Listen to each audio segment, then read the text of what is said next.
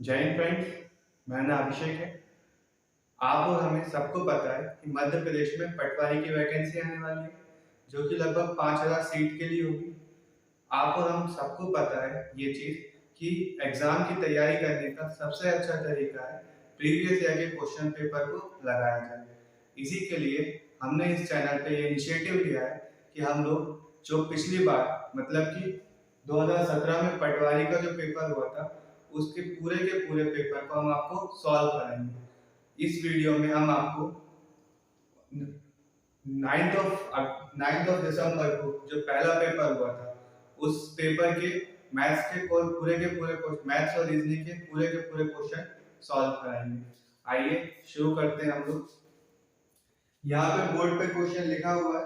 अगर आपको क्वेश्चन बनता है तो आप वीडियो को पॉज करिए और सॉल्व करने की कोशिश करिए, और नहीं तो मैं आपको वीडियो क्वेश्चन को सॉल्व करना यहाँ पे सिखाता जाऊंगा। देखिए पहला क्वेश्चन क्या था। पहला क्वेश्चन आया था द सॉल्यूशन फॉर एक्स और वाई की वैल्यू निकालनी है, जिसमें आपको इक्वेशन दी हुई है पहली वाली 2x 3y 8 और दूसरी दी है आपको 5x 4y 30। पहली इक्वेशन है 2x 3y 8, दूसरी है आपकी 5x 4y 30। इसको आप दो तरीके से सॉल्व कर सकते हैं। पहला तरीका जो हम लोगों को पता है, इसको सॉल्व करने के लिए हम क्या करते हैं, ये किसी भी एक टर्म की वैल्यूज को सेम बना लेते हैं। जैसे यहाँ पे 5 है, यहाँ पे 2 है। इस इक्वेशन को अगर मैं 5 से मल्टीप्लाई कर दूं और इसको 2 कर दूं तो x की वैल्यू सेम हो जाएगी। उसका हम x को एलिमिनेट कर सकते हैं। कैसे? जैसे इस इक्वेशन में मैंने 5 से मल्टीप्लाई कर दिया, 5 2 10x, ये हो गया 5 3 15y, और ये 5 8 40। दूसरा 5 2 10x plus 4 2 8y is equal to 13 2 26। अब मैं पूरे इक्वेशन को सब्ट्रैक्ट कर देता हूँ, तो 10x से 10x कट जाएगा, 15 माइनस 8 कितना होता है 2 7 बार, तो यहाँ पे बचेगा 40 माइनस 26 4 एंड 14। यहाँ से 7 कटेगा 2 टाइम्स, y की वैल्यू हमारे पास आ गई 2। इस वैल्यू को उठा के हम किसी भी इक्वेशन में रखते हैं। मैंने रखा फर्स्ट इक्वेशन में। फर्स्ट इक्वेशन क्या है हमारे पास, 2x plus 3y is equals to 8। y की वैल्यू कितनी रखनी है 2, तो ये हो गया अपना 2x 3 2 6 बराबर 8। ये 6 उधर जाएगा, 8 में से माइनस हो जाएगा तो जाएगा 2, तो यहाँ पे 2x की वैल्यू आ गई 2, यहाँ से x की वैल्यू आ गई हमारे पास 1। तो आंसर क्या हो, x की वैल्यू 1 y की वैल्यू 2। ये वाला ऑप्शन सही है। अगर आप इसको डायरेक्ट सॉल्व करना चाहें तो डायरेक्ट भी कर सकते हैं। आप ऑप्शन की मदद से डायरेक्ट सॉल्व कर सकते हैं। कैसे? आप देखिए ये इक्वेशन है, इस इक्वेशन में जो ऑप्शन सही होगा वो इन वैल्यूज को सेटिस्फाई करेगा। आप पहला ऑप्शन उठा के देखिए, x1 y2, इनमें रख के देखिए x1 y2, ये हो गया x1 मतलब 2, यहाँ पे y की वैल्यू 2 रखी, 3 2 6 प्लस 2 8, सेटिस्फाई कर रहा है। और यहाँ पे देखें y की वैल्यू 2 4 2 8 और x की वैल्यू 1 8 प्लस 5 13, ये भी सेटिस्फाई कर रहा है। आप डायरेक्ट आंसर भी लगा सकते हैं। हमारा सेकंड क्वेश्चन क्या दिया हुआ, एक पॉलीगन है जिसकी 8 साइड्स हैं, वो क्या कहलाता है ना? तो ये तो डायरेक्ट क्वेश्चन है। ऐसा कोई सा पॉलीगन जिसकी 8 साइड होती है वो ऑक्टागन कहलाता है। ऐसा पॉलीगन जिसकी 6 साइड होती है वो हेक्सागन, जिसकी 5 साइड होती है वो पेंटागन, जिसकी 10 साइड होती है वो डेकागन होता है। तो इसका आंसर क्या है आपका ऑप्शन ए। अगला क्वेश्चन है हमारा, हमें फाइंड द स्मॉलेस्ट नंबर, सबसे छोटा नंबर निकालना है जिसको 1575 से मल्टीप्लाई करने पर एक परफेक्ट स्क्वायर बनता है। तो इसको निकालने का सबसे आसान तरीका होता है वही जो बचपन में पढ़ते हैं, प्राइम फैक्टराइजेशन मेथड। 1575 है ना, आप देख सकते हैं 2 से डिवाइड नहीं होगा, हमें 3 से चेक करना पड़ेगा। हम 3 से ना करके डायरेक्ट 9 से चेक कर लेते हैं। 9 से चेक करने से हमें ये फायदा हो जाएगा 3 into 3 मतलब एक 3 का वैल्यू अपने आप निकल जाता है। तो देखिए ये 9 से क्या हो जाएगा डिवाइड। चेक करने का तरीका कि नंबर 9 से डिवाइड होगा या नहीं होगा। सारे नंबर को ऐड करिए, अगर वो 9 की टेबल में आते हैं तो डिवाइड हो जाता है, वो नहीं आते हैं तो नहीं हो जाता। कैसे चेक करें? 5 + 5 10 + 7 17 + 1 18, 18 9 की टेबल में आता है तो ये डिवाइड हो जाएगा। करें 9 × 1 9, बचेगा कितना अपना 6 7 67, तो कितना होता है 7 9 = 63, 7 9 = 63 हो गया। यहाँ पे 67 है, बचेगा आपका 4 45, 45 9 की टेबल में 5 टाइम्स से जाता है। अब हम डायरेक्ट 5 से ना करके 25 से चेक कर लेते हैं। 25 टाइम्स से ये 7 टाइम्स से जाएगा, क्योंकि 4 बार में 100 और 75 3 टाइम्स, तो ये हो गया सीधे 7। फिर 7 से चेक करेंगे तो ये 1। हम ध्यान से देखें तो ये 3 का पेयर और ये 5 का पेयर, केवल 7 का पेयर नहीं है। 7 केवल एक बार पेयर बनाने के लिए 2 बार 7 आना चाहिए, तो मतलब एक 7 से अगर इसको मल्टीप्लाई कर दे तो ये परफेक्ट नंबर बन जाएगा। तो आंसर अपना ऑप्शन सी। नेक्स्ट क्वेश्चन है हमारे पास में, Abdul reads 25 pages of a book containing 100 pages. Akbar reads 2/5 of the same book. Which one of the following statement is not true? हमें बताना है इनमें से गलत कौन सा है। तो हम लोग सबसे पहले तो देख लेते हैं, एक बुक है, इसमें 100 पेजेस है, ठीक है। उसमें लिखा अब्दुल जो है आपका वो 25 पेज पढ़ रहा है, और अकबर कितने पढ़ रहा है 2/5। 2/5 मतलब कि 2/5 कितने 100 पेज के, 5 से जा रही है 20 टाइम। अकबर 40 पेजेस पढ़ रहा है, इसका मतलब। अब हम लोग स्टेटमेंट चेक करते हैं कौन सा स्टेटमेंट सही है कौन सा गलत है। पहला statement, Abdul reads half that of Akbar. Akbar 40 पढ़ रहा है, और 40 का आधा कितना होता है 20, लेकिन ये कितना पढ़ रहा है 25। तो इसका मतलब हमारा पहला स्टेटमेंट ही गलत है, और हमें चुनना कौन सा था, नॉट वाला। तो सही ऑप्शन कौन सा हमारा ए। बाकी ऑप्शन भी चेक कर लेते हैं हम इसे। Akbar read more than Abdul.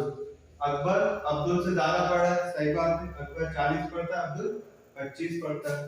Third, Akbar read 10 pages less than twice that of Abdul. Abdul के जो पढ़ता है उसका ट्वाइस, अब्दुल का ट्वाइस कितना होता है 25 का ट्वाइस 50, 50 - 10 40। ये स्टेटमेंट भी सही है। अगला statement, Abdul read 5 pages more than half that of Akbar. Akbar का जो है उसका आधा करते हैं, तो अकबर 40 पढ़ रहा है, 40 का आधा होता है 20, 20 से 5 ज्यादा पढ़ रहा है, बिल्कुल सही, 20 से 5 ज्यादा 25 होता है। ये स्टेटमेंट सही है, तो हमारा आंसर होगा स्टेटमेंट ए। हमारा नेक्स्ट क्वेश्चन है, इस क्वेश्चन में लिखा है what power of 2 is half of 2 की पावर 10। 2 की पावर 10 का हाफ क्या होगा, इसमें ये पूछा हुआ हमसे। हाफ का मतलब होता है किसी भी चीज को 2 से डिवाइड करना। इसका मतलब क्वेश्चन में पूछा है 2 की पावर 10 को 2 से डिवाइड करने पे क्या है। हमें पता है जब बेस सेम होता है तो पावर क्या होती है माइनस होती है। तो यहाँ पे लिखा हुआ है 1, कुछ नहीं मतलब 1, तो ये हो गया आपका 2 10 - 1, इसका मतलब 2 की power 9। Option A is our correct answer. If a diagonal of a rectangle is 65 centimeter, one side is 63 centimeter long, length of other side पूछी। मतलब क्वेश्चन में दिया अगर कोई रेक्टेंगल है आपके पास, रेक्टेंगल ऐसा होता है, रेक्टेंगल का जो डायगोनल दिया वो आपको दिया है 65 और लेंथ एक साइड दी है 63 की, अपन लेंथ मान लेते हैं। हम सबको पता है रेक्टेंगल का एंगल 90 डिग्री का होता है, और आपसे ये अदर साइड पूछी। अगर आप सबको अगर किसी को पाइथागोरस ट्रिपलेट मालूम है तो 65 63 का पाइथागोरस ट्रिपलेट होता है 16 के साथ, तो ऑप्शन हमारा सी करेक्ट आंसर है। लेकिन हम इसको चेक कर सकते हैं, चेक कैसे कर सकते हैं, इसमें हम लगाएंगे पाइथागोरस थ्योरम। पाइथागोरस थ्योरम क्या होती है हमारी, h² = p² + b², हलवा बराबर पूरी प्लस वर्ग। यहाँ पे हाइपोटेन्यूज सबसे बड़ी साइड होती है, इसमें सबसे बड़ी साइड है हमारे पास 65, तो यहाँ पे होगा 65 का स्क्वायर। परपेंडिकुलर हमें निकालना है, p² निकालना है, बेस हमें दिया है 63, 63 का स्क्वायर, इसका स्क्वायर होगा 5 25 7 6 42, ये 65 का स्क्वायर, 5 5 is 25, 6 7 is 42, बेस 63 का स्क्वायर चेक करना है, 3 का square 9, 6 3 is 18, 18 to 36, 3 6 6 is 36, 36 plus 3 39, ये इसका स्क्वायर हो गया। तो 63 का स्क्वायर होता है आपका 6963969 परपेंडिकुलर का स्क्वायर। तो यहाँ से हमारे परपेंडिकुलर की जो वैल्यू आएगी वो आएगी 4225 माइनस 3969। ये देखिए ये लिखा हुआ 4000, यहाँ से बचेगा 2025 और 225 ये बचेगा, तो यहाँ पे 70 30 और एक 31, 31 में 225 जोड़ना है, 5 और 1 6, 31 में 225 जोड़ना है, 5 और 1 6 3 2 5, 256 टी स्क्वायर, ये 16 का स्क्वायर होता है। परपेंडिकुलर की वैल्यू हमारे पास आ गई कितनी 16, यहाँ से हमारा आंसर आ गया। अगला क्वेश्चन हमारा, इसमें हमें एवरेज निकालना है दिए हुए नंबर्स का। एवरेज निकालने का सीधा सीधा फॉर्मूला होता है, एवरेज होता है सम, जितने भी नंबर्स दिए उनका सम करके डिवाइड करना होता है उनके नंबर से, जैसे कि जितने नंबर्स है उससे डिवाइड करना होता है। जैसे यहाँ पे नंबर है आपके 70 plus 21 plus 27 plus 80 plus 70 upon divide किससे करते हैं, जितने नंबर होते हैं 1 2 3 4 5, तो हम इसको 5 से डिवाइड कर देंगे। एडिशन देंगे इनका 10 20 30 30 20 50 60 और 70, 70 तो हमारा ये हो गया। अब नंबर देखते हैं 7 14 7 के 21, 21 8 आपका हो जाएगा 29 और 1 30, मतलब 70 30 कितना होता है हमारा 100, 100/5, आंसर आ गया हमारा 20। So option D is our correct answer. Next question, अगला क्वेश्चन हमारा आसान ही है, देखिए दिया हुआ है आपको √625/125 बराबर दिया है x/√5, हमें x की वैल्यू निकालनी है। तो सबको पता है ये 25 का स्क्वायर है और ये लिखा हुआ है, ये आपका लिखा है 125, 125 होता है 25 into 5, तो ये 25 रूट से बाहर निकल जाएगा 5 टाइम्स से, बचेगा रूट के अंदर केवल और केवल 5। इसको सॉल्व करेंगे, यहाँ पे लिखा हुआ x, यहाँ पे लिखा हुआ आपका √5, √5 से √5 कैंसिल, 5 5 जा 25, इसका मतलब x की वैल्यू हमारी आई 5।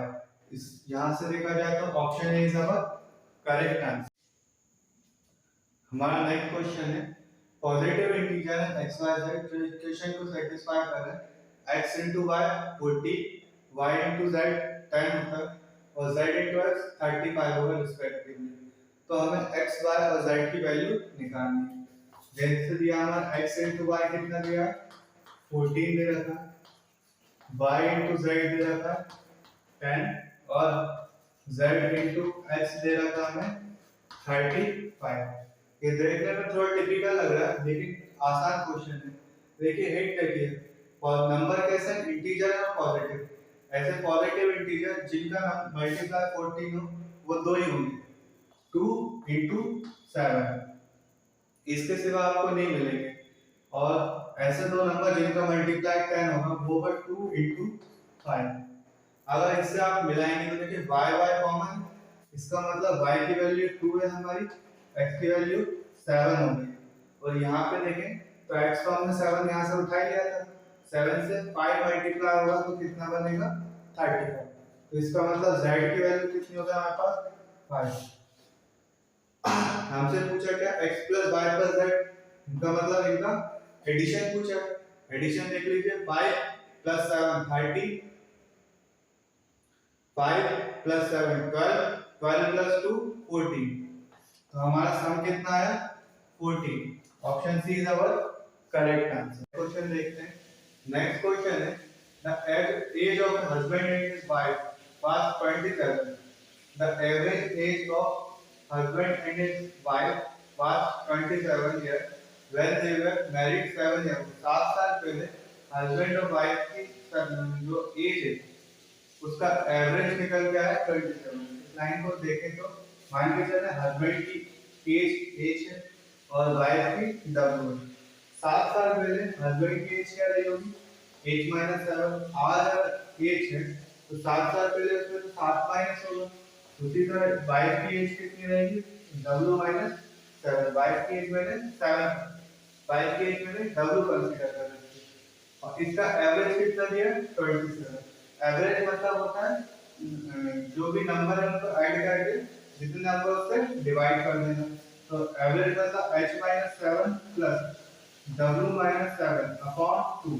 इसकी वैल्यू कितनी रहेगी हमें 27। इसको इधर लेके आएंगे तो 20 और 20 40, 7 और 7 14, 40 प्लस 50 54।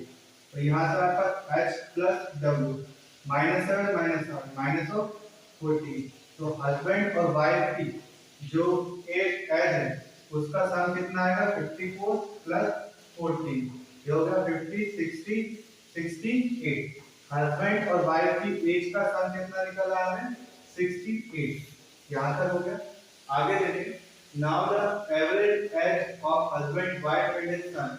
अब तीनों का जो एज है उसका एवरेज लेते हैं, हस्बैंड वाइफ और सन तीनों का एवरेज कितना हो गया हमारे पास 24।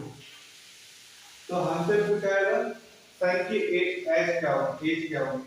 तो हमारे पास हस्बैंड और वाइफ की जो एज है उसका सब 68 दे रखा है, वो हम इसको यहाँ पे डायरेक्ट पुट कर सकते हैं। 68 प्लस सन की age upon 3 is equal to 24। जो आएगा 68 प्लस एस, ये इससे मल्टीप्लाई होगा तो 60 70 72।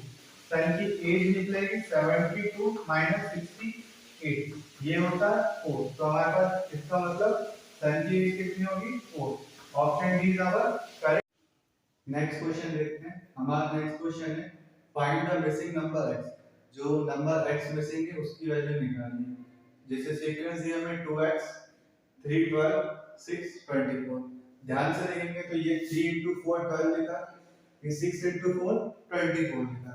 इसका मतलब यहाँ से 2 को किससे मल्टीप्लाई करना था 4 से। 4 2 से क्या होता है 8। तो हमारा आंसर क्या होगा 8। आइए नेक्स्ट क्वेश्चन देखते हैं। नेक्स्ट क्वेश्चन है एक ट्रेन है जो 300 मीटर लॉन्ग है, वो पास हो रही है एक पोल से, उसे टाइम लग रहा है उसको पास होने में 0.4 मिनट। How long will it take to cross a bridge 450 metre long. तो उसको 450 मीटर लॉन्ग जो ब्रिज होगा उसको क्रॉस करने में कितना टाइम लगेगा। आंसर हमें मिनट में चाहिए। तो देखते हैं क्वेश्चन जैसे कि पोल है और ये ट्रेन है, ये इस ट्रेन को पास कर रही है, मतलब कितना डिस्टेंस का ये पास करेगी, मतलब ये ट्रेन यहाँ जाएगी तो डिस्टेंस कितना कवर होगा इसकी लेंथ के बराबर, जो कि हमें दिया 300 मीटर। तो हमारे पास इस ट्रेन की अगर हम स्पीड निकालना चाहें तो स्पीड का फार्मूला होता है speed is equal to distance upon time. तो डिस्टेंस कवर कर रहा है ये 300 मीटर और टाइम इसको लग रहा है 0.4 मिनट। तो हमारे पास स्पीड निकल गया है 300 मीटर पर 300 अपॉन 0.4 मीटर पर मिनट। हमें इस सवाल में लिखा है इसे कितना टाइम लगेगा एक ब्रिज को क्रॉस करने में जिसकी लेंथ है 450 मीटर। तो हमारे पास टाइम कैलकुलेट करना है। टाइम क्या होता है हमारे पास डिस्टेंस बाय स्पीड, ये वाला इधर जाएगा ये इधर जाएगा, तो टाइम होगा डिस्टेंस बाय स्पीड एक ब्रिज को क्रॉस करने में। ये ब्रिज होगा और ये ट्रेन होगी, तो ब्रिज को क्रॉस करने में लेंथ कितनी ऐड होगी डिस्टेंस, ये ट्रेन की लेंथ और साथ ही साथ में ब्रिज की लेंथ भी। तो डिस्टेंस हमारी रहेगी 300 प्लस 450 और स्पीड हमने अभी कैलकुलेट करी जो है 300 अपॉन में है 0.4। इसको अगर अपन सॉल्व करें तो 437, ये हो गया 750 अपॉन 300, ये पॉइंट ऊपर 0.4 ऊपर चला जाएगा मल्टीप्लाई होने के लिए। और इसको देखें तो ये लिखा 750 into 4 अपॉन 300 into 10, ये पॉइंट हटाने के लिए नीचे 10 से मल्टीप्लाई करने का। अगर देखेंगे तो 750 into 4 3000 होता है और नीचे यहाँ पे 0 शिफ्ट करेंगे तो ये भी 3000 होता है। आंसर आया हमारे पास 1 मिनट। तो option C is our correct answer. Next question में लिखा है find the 15th term of the series. ये सीरीज दी हुई है, इसमें 15th टर्म कौन सा होगा वो हमें निकालना है। तो सीरीज है 5, 10, 15, 20। हमें पता है अगर देखें तो हर जो नंबर है इसमें 5 का एडिशन हो रहा है। ऐसी सीरीज को हम बोलते हैं अरिथमेटिक प्रोग्रेशन। अरिथमेटिक प्रोग्रेशन में क्या होता है, हमेशा अगले टर्म के बीच में जो डिफरेंस होता है वो सेम होता है। तो ये 80 है, 80 में n जो टर्म होता है उसका फॉर्मूला होता है 8 plus n minus 1 d। n मतलब जो सा टर्म निकालना है, 8 फर्स्ट टर्म, n जो सा नंबर निकालना है उसका n, और d कॉमन डिफरेंस। जैसे इनके बीच में कॉमन डिफरेंस कितना आ रहा है 5। तो हमें कौन सा टर्म निकालना है, 15 टर्म निकालना है। इस सीरीज का फर्स्ट टर्म है 5 प्लस n की वैल्यू 15 है, 50 माइनस 1। कॉमन डिफरेंस हम देख सकते हैं यहाँ से कितना है 5।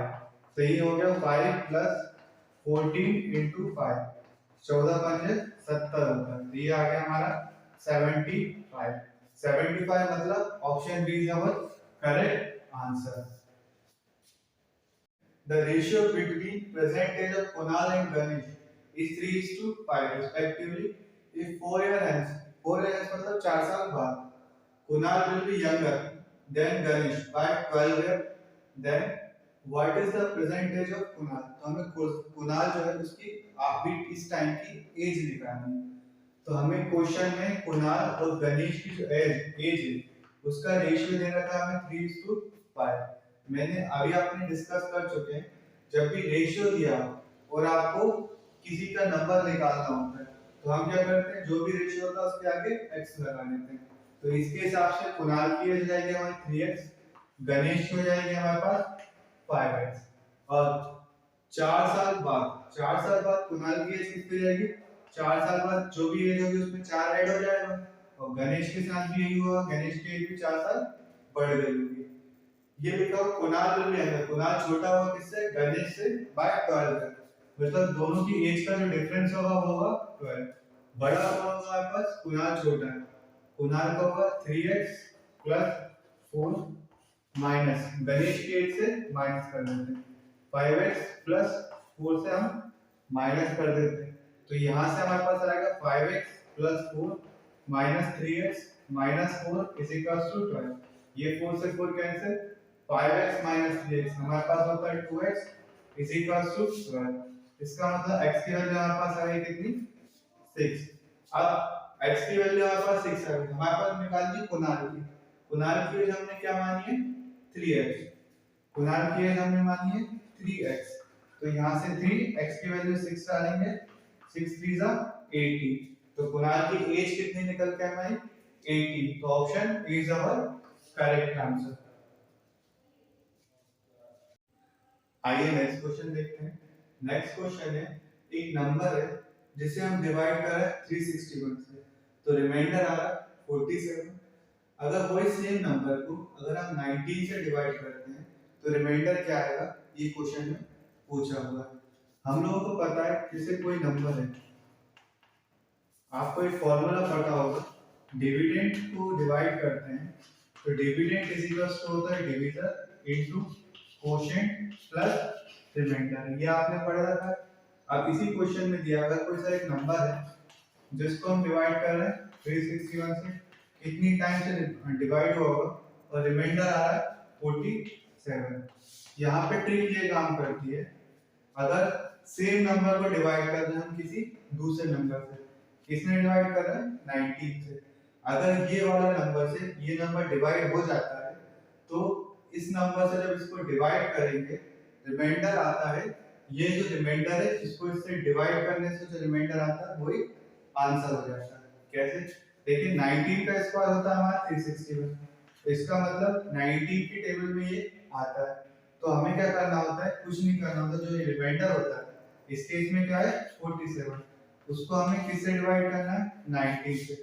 19 टू जा होता है 38, रिमाइंडर आएगा कितना हमारे पास 9। ये जो रिमाइंडर आता है ना वही आंसर हो जाता है। तो रिमाइंडर 9 आया तो option C is our correct answer.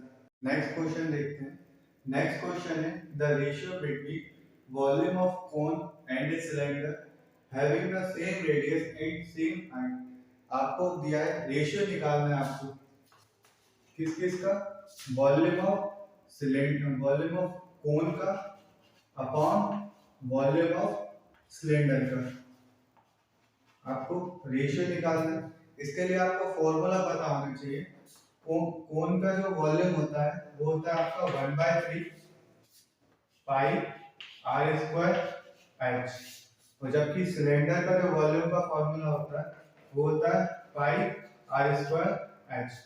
Question में हमें क्या दिया है, इन लोग जो वॉल्यूम निकालना है अपन जिनका, उनका रेडियस और हाइट सेम है, मतलब रेडियस हाइट दोनों की सेम है, तो ऊपर से नीचे का सीधे सीधे कट जाएगा, तो आंसर आया हमारा 1/3।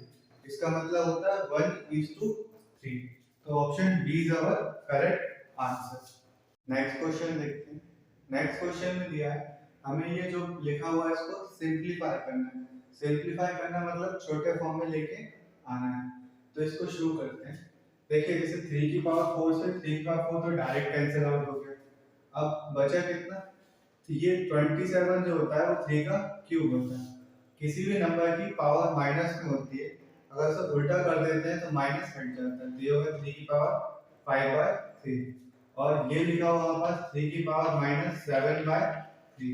जो रूट के ऊपर पावर होती है वो नीचे लिखा जाती है और रूट हट जाता है, क्यूब रूट हट गया। क्यूब रूट हटाने के लिए पावर में 3 लिखना पड़ता है।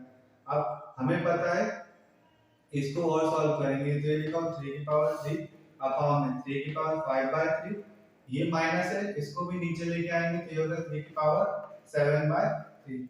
हमें पता है जब बेस सेम होता है तो पावर ऐड होती है, तो इसको अगर आगे सॉल्व करेंगे तो ये होगा 3 की पावर 3 दो का है, इनका बेस सेम है और पावर आपस में ऐड हो जाएंगे, तो ये होगा 3 का 5/3 प्लस 7/3।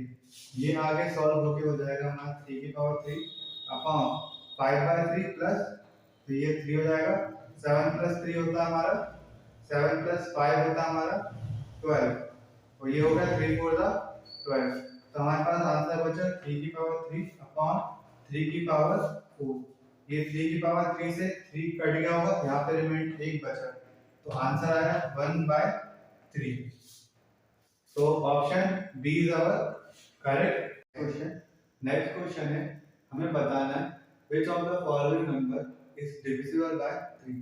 इनमें से कौन सा नंबर है जो 3 से डिवाइड हो जाए। अब हम सारे नंबर डिवाइड करके चेक कर नहीं सकते क्योंकि उसमें टाइम बहुत लगेगा, इसलिए एक तरीका होता है कोई भी नंबर अगर 3 से डिविजिबल होता है तो उसके जो डिजिट होते हैं उनका सम आता है, वो भी 3 से डिवाइड हो जाता है। तो चेक करते हैं, जैसे पहला ऑप्शन, पहले ऑप्शन की जो डिजिट है उनका सम चेक करते हैं। 3 2 5 5 3 8 8 4 12 12 6 18 18 7 25 25 8 33 33 2 35, इसका सम आया 35। ये 3 की टेबल में नहीं आता, तो ये नंबर डिविजिबल नहीं है। दूसरा चेक करते हैं 9 9 और 8 होता है 17, 17 और 6 होता है आपका 23, 23 6 29, ये 0 0 29 3 29 3 होता है 32। इन डिजिट का सम आया 32, ये भी 3 की टेबल में नहीं आता, तो ये भी आपका ऑप्शन गलत है। नेक्स्ट ऑप्शन चेक करते हैं 3 2 5 5 4 9 9 5 14 14 6 20 27 होता है 27 27 और 8 27 और 8 3 34, 34 भी आपका 3 की टेबल में नहीं आता, तो ये ऑप्शन भी हमारा रॉन्ग हो गया। लास्ट ऑप्शन चेक करते हैं 4, ये 0 0 है, 4 6 10 10 प्लस 2 12, 12 हमारे 3 की टेबल में आता है 4 टाइम्स से, इसका मतलब ऑप्शन डी हमारा करेक्ट आंसर है। नेक्स्ट क्वेश्चन, अप्रैल और 1 1988 को वेडनेसडे पड़ा, तो हमें बताना है उसी साल में 25 दिसंबर को कौन सा दिन फॉल करेगा। ये कैलेंडर का क्वेश्चन है। कैलेंडर को क्वेश्चन करने के अलग अलग मेथड पढ़ते हैं हम लोग, मैं ओल्ड डे वाले मेथड से सॉल्व कराता हूँ आपको। जैसा हमें पता है अप्रैल के महीने में 30 दिन होते हैं, जिसमें से 1 तारीख तो हो चुकी है, तो बाकी बचे कितने 29 डेज। अप्रैल, अप्रैल क्या आता है मई, मई के बाद आता है आपका जून, जून के बाद आता है जुलाई, जुलाई के बाद आता है अगस्त, अगस्त के बाद सितंबर, अक्टूबर, नवंबर, और नवंबर के बाद हमारा आता है दिसंबर। मई हमारा 31 दिन का होता है, जून 30 दिन का होता है, जुलाई और अगस्त दोनों 31 दिन के होते हैं, सितंबर 30 दिन का, अक्टूबर 31, नवंबर 30 दिन, और दिसंबर 31 दिन का होता है, लेकिन हमें केवल 25 तारीख तक जाना है, तो ये 25 तारीख तक। इसमें एक ट्रिक जो यूज होती है वो ये यूज होती है, हर 7 दिन बाद जो दिन होता है वो रिपीट होता है, तो हम 7 के पेयर निकालते हैं और जो बचता है उसको हम ऐड करते चले जाते हैं। जैसे अगर इसको हम 7 से डिवाइड करेंगे तो 7 1 से 7, 7 2 से 14, 7 3 से 21, 7 4 से 28, तो नंबर ऑफ 4 डेज यहाँ से निकल के आएंगे 1, यहाँ से निकल के आएगा आपका 3। हम सारे नंबरों को 7 से डिवाइड करते चलना है, यहाँ से निकलेगा 2, रिमाइंडर जो निकल रहा है वो हम चेक करना है, यहाँ से रिमाइंडर 3 आएगा, यहाँ से भी रिमाइंडर 3 आएगा, यहाँ से जब 7 से डिवाइड करेंगे तो रिमाइंडर 2 आएगा, यहाँ से करेंगे तो भी रिमाइंडर 3 आएगा, यहाँ से करेंगे तो भी रिमाइंडर 2 आएगा। जब 25 को 7 से डिवाइड करेंगे 7 1 7 14, 7 3 21, तो यहाँ से रिमाइंडर आएगा 4। अब हम फिर से 7 का पेयर बनाने की कोशिश करते हैं, जैसे 1 ये और ये 3 और 1 4, 4 2 6, 6 और 3 कितना होता है 9, 9 प्लस 3 आपका होता है 12, 12 प्लस 2 होता है हमारा 14, 14 प्लस 3 17, 17 प्लस 2 19, 19 प्लस 4 होता है हमारा 19 प्लस 4 होता है 23। इस 23 को हम फिर 7 से डिवाइड करेंगे और देखते हैं रिमाइंडर क्या आता है। 7 1 7, 7 2 14, 7 3 21, तो रिमाइंडर आया 2। मतलब सारे के सारे दिनों में 7 का जो पेयर है वो कंप्लीट हो गया, केवल 2 बच गए, 2 बच गए मतलब 2 दिन आगे चले जाएंगे। तो उस दिन क्या फॉल हो रहा था वेडनेसडे, वेडनेसडे के 2 दिन बाद क्या पड़ता है थर्सडे और फिर फ्राइडे, तो 2 दिन बाद पड़ेगा फ्राइडे, तो आंसर हमारा हो गया ऑप्शन सी। 25 दिसंबर ये हमारा आज के वीडियो का लास्ट क्वेश्चन भी है। क्वेश्चन है 8075 is written as the product of two digit number, then sum of these numbers, तो जो 2 digit नंबर होंगे उसका सम क्या होगा ये चेक करना है। इस शिफ्ट का सबसे टिपिकल क्वेश्चन भी कह सकते हैं। उसका कारण है ये जो 8075 है इसके फैक्टर थोड़े कठिन है।